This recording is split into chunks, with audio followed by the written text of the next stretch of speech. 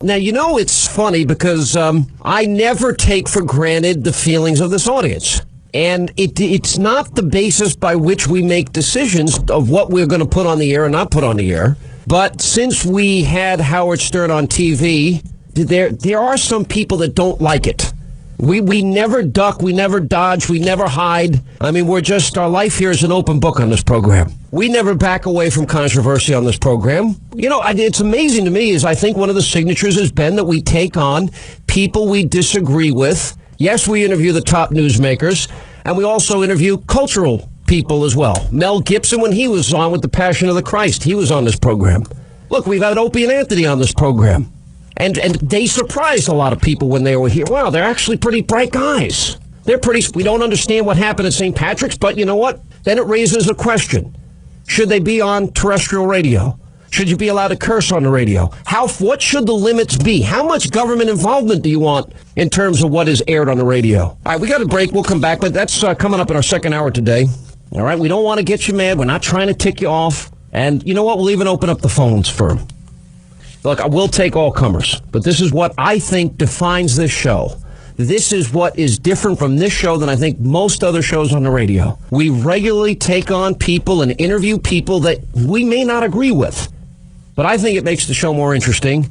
We're going to continue to do it, but I don't think we've ever gotten more opposition to a guest or a pending guest than having Howard on the radio. Well, Opie and Anthony did get a lot of opposition, too. A lot of people in New York were really ticked off. Remember we had O&A on the program? Yeah, they were mad. This is brutal. These radio wars get brutal. Going to Sirius Satellite Radio for me has been a pure joy. Mm-hmm. I have never had a better broadcasting experience. I've never been happier. Because I have satellite in my wife's car, and I've heard the show. The only difference I hear, honestly, is you curse a lot. I don't personally. There's a lot on the show. Yeah, but for me, there's a huge difference psychologically. One of the things that killed my show, and I don't know how this affects you, having to break for 22 minutes of commercials an hour was killing me. I do such a free-form radio show, and I'm so into just sort of off-the-cuff talking. This is a short segment. We only got a minute and a half. Right, and that drives me nuts. Drives me nuts, too. It drove me crazy. I now run 6 minutes an hour. That's it. And I've got to tell you, I now do 5 or 6 hours on the air a day. Right. And it flies by. Also, not having to worry about language is huge for me.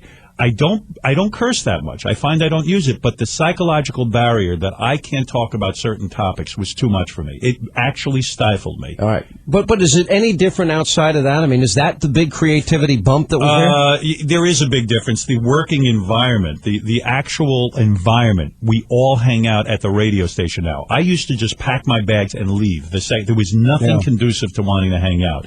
We've got this beautiful space at Sirius, and it's been absolutely spectacular. It has renewed my interest in radio. I was done with it. Yeah. I self-confessed the shows were not that great on terrestrial radio anymore. They were editing me every minute.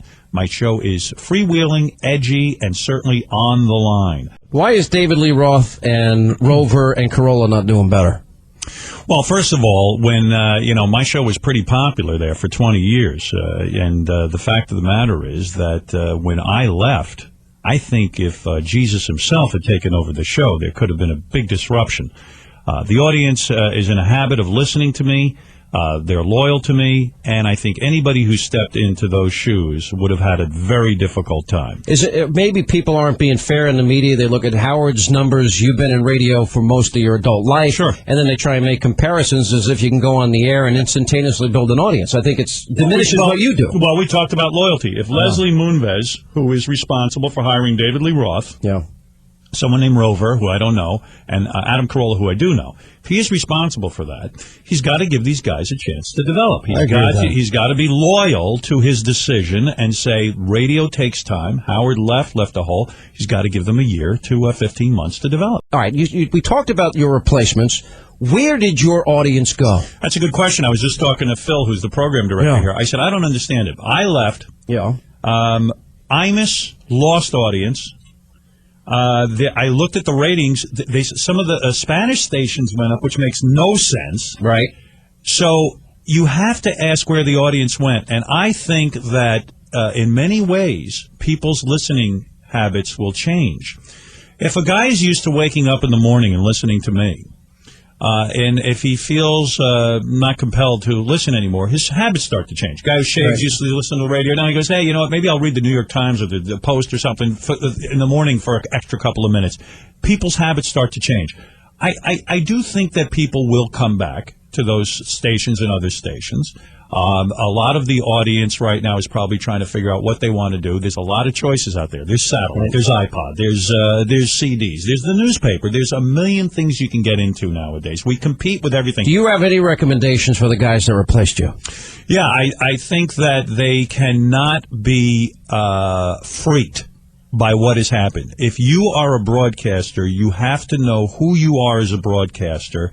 Stay with that. How do you know if you've never done it before? Well, Rover's been doing it, and so has Adam Carolla. Adam Carolla's an old-time radio guy. Yeah, but he was doing this Loveline show, and now he's doing the morning show. There's a big difference. You don't know it, and that's why I tried to call into David Lee Roth's show, second broadcast. I tried to say to him, listen, you've got to remain true to who you are and figure that out quick. Let me talk about a little bit the radio wars. I mentioned to you on TV, we talked a little bit about Mancow. Yeah. And you've been at war with him.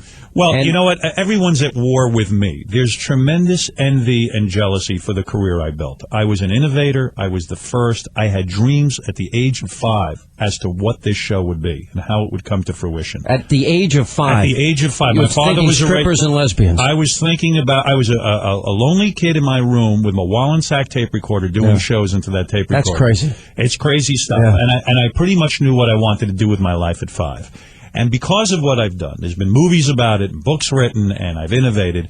And it's very hard for some of these guys to live in my shadow and admit that they've gotten inspiration from Here's how insane it got, though, and this is what I don't understand. And I said this is the dark side of you. Right. When his father died, you talked about having sex with his corpse. I'm glad you're bringing this up. No, because that, to me, forget about Howard Stern, the crazy stuff, the sex stuff. I get that. I don't get... That's dark, and that's twisted. I don't feel when I was on your television show I answered that adequately. Let me tell you my motivation. And you're referring to Mancow. Right.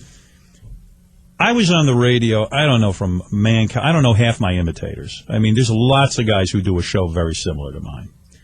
And every guy who wants to make his mark comes after me. And when I was on the air one day, I don't open my own mail. We have interns, and this is pre-9/11, before anthrax, so interns would open the mail. Intern opens a box, and in it is human excrement. This was his idea of how to get my attention. I don't mind if I open the box. I'll deal with it. What came first? Was it you? No, it was first. The excrement. He just sent it to you because he was coming after you. That's right. So, okay, you want to play that way. An 18-year-old girl, I believe she was 18, she was an intern, opened up that box, and her reaction was freaky. I mean, and who can blame her? She flipped out. Right. She flipped out, and you can understand it. And I am someone who, I have a lot of respect for my interns. They're a big part of the show. I don't allow them to be screwed with. I don't allow, it's very not Bill Clinton, okay? And my morality tells me I am going to go to war right now. I'm just watching myself on TV right now. There you go. On Fox. From Letterman, right? From Letterman last night. You watch Fox a lot, don't you? I do watch Fox. I like Fox. Good. I think they have a definite point of view. Sometimes I don't agree with it, but at least it's definite. The fact of the matter is that when I saw that, I went on the air and I said, I'm coming after you. You're an embarrassment. Your father died. You hide behind that. We're all supposed to feel pity for you. Your father died knowing that you're a Howard Stern imitator. That's what you do for a living. That's what your son does. Sex with his dead father's corpse? That's right. And I attacked because I had in my mind the vision of this young girl crying in my office. Now, let me tell you something. Do you regret something like that? Absolutely not. Not at all? No. Absolutely not. You've wished I would still dig him up and do the same thing. Oh, that's absolutely. good. And I'm going to bring you there with me, and we're going to go to a strip club, and we're going to drink, and you're going to smoke some weed. Yeah. Okay. Did you ever smoke weed? You never even answered the question. Why are you stopping my question? No. Did you do drugs? Here we go. Did you do cocaine? Here's my answer. Did you do LSD? Here's my next question. You're insane. I'll answer you. Answer the question. When are you going to invite me on your show? I'll come on and answer any question. I'm going to have you on very soon. All right, here's my next question. There's going to be naked women. What do you think of... in a dog collar. You really... And I saw your movie. Right. And it was actually very similar to my life about in terms of going around the country to pursue a radio dream, not doing it for money, but just the love of radio. Yep. You really hate Don Imus. Hate him. Hate him. Is that true? Is that true about him, the way you portrayed him in the movie? He wasn't very welcoming to me when I came to NBC. Yeah. I understand that. He felt competitive. He felt threatened. This was a guy who was running 16 music songs an hour, 16 songs an hour. Wasn't doing much creatively. He had a character named Moby Worm that blew up high schools. Right. I came on the scene like wildfire. I lit up those ratings. I became the #1 disc jockey there. I became #1 in New York in the afternoon drive. And he sat at my feet and studied everything I did. He changed his act completely. Became a talk show. He started to open up on the airwaves. He was so impressed that I called my mother on the air. He began calling my mother. Your mother? My mother. My mother would call me up and go, I don't understand. Why is Imus calling me? I'm not his mother. I said, because he's obsessed with me. The thing that turned me off to him, quite frankly, was his personality off the air. He was not gracious to the people who worked with him. He wasn't gracious to the guys who had put in years with him. One guy, he fired a voice guy because he wanted to give his girlfriend double-scale pay. That was low, and I didn't admire that. But the thing that turned me off to him, quite frankly, is when he walked up to a secretary who worked at NBC, lovely woman, called her a nigger. And he said that on the air, and he's on the air or in front of her. No, he said it. He said to her it face. off the air and to her face. And you heard it. I heard it, and Robin heard it, and I became incensed. That is something I don't agree with. And Imus, by the way, I saw him on Larry King on one of the shows, and they brought this up to him that I've said this, and he said I probably did say it. He admits it. He says he was an alcoholic at the time or whatever, and that's his excuse. I got news for you. You could give me 5 million drinks. I'm not calling you the N-word. All right, let me ask you about one other... But then again, you're a white guy, I guess. Let me ask you about Opie and Anthony. Okay. Now, I've been on their show a bunch, and they say that you would forbid them from from mentioning you on the air. Absolutely. Is that true? That's true. Why? Because you're a big advocate of free speech. This has nothing to do with free speech. When I am in business with a company, and they hired Howard Stern imitators to go on in the afternoon. They wanted to. They did really well. I mean, they did very well. And the fact of the matter is, I said to management, I'm not interested. This is Procter and Gamble to me. I'm a brand of soap. Yeah. And I don't want anyone knocking me. Now I have a plan every time I go up against people. If I have to go up against you, I analyze the competition, and I think about you 6 different ways till Sunday. And I turn to Mel Karmazin. Thank God I'm not on in the morning. I turn to Mel Karmazin. Morning radio is the most vicious. It's vicious. Stay in this time slot. I'm staying right here. I said to Mel Karmazin at the time, I said, your 2 boys that you hired, who sound identical to me, will implode. I give them 3 to 4 months. They're so desperate to be famous, they are going to do something stupid. If they can't talk about me, they're going to go insane. Watch. And he laughed, and I've made other predictions in radio. And one thing I know is radio. But if you say, Howard, and I watch them implode, and I watch them lose their job. But if you're a strong supporter of free speech... Yeah, I'm a strong supporter of my free speech. But but that's the point. If you say that they can't talk about you or mention you, and you have the power because you're Howard Stern and you're making all this money for the company, isn't that a little hypocritical? Sure, maybe, but you know what? I win, they lose. Ooh, ouch. That's it. It's a game. You know what? It's warfare. And let me tell you something. But they admire you. I heard them years ago. If they admire me, say it. All they would have had to do is admit it. Well, they stopped. So the fact of the matter is they came on. Their strategy was, Sean, strategy was, let's bash Howard Stern because nobody's doing it at the company, and we'll look like heroes. My strategy is, shut him down. Let's see what you got. Watch him implode. Matt in New Jersey for Howard Stern on the Sean Hannity Show. Hello. Why won't this man answer that question? I'm not. This is not what I do. Hello, Matt. How are you? I think it is what you do. Hey, I'm doing all right. Big fan, Sean. Thank you. He's like a jackrabbit at home. I know it. I know something's up. Yes. His wife's worn out. Big fan, Sean. I just want to say, I just have a question for Howard. Why are you bothering Sean about his values? I mean, there's actually people out there that take pride in their values. We're having fun together. We're having a good time. We're mixing it up. That's it. You got to learn to relax, pal. Your daughter sees your values and sees all the stuff that you do and might react towards that. Who sees my values? No, your daughter. My daughter, yeah. Well, certainly my daughters see my values. And is going to react upon it. I mean, me and my friend Ramona are sitting here listening to this.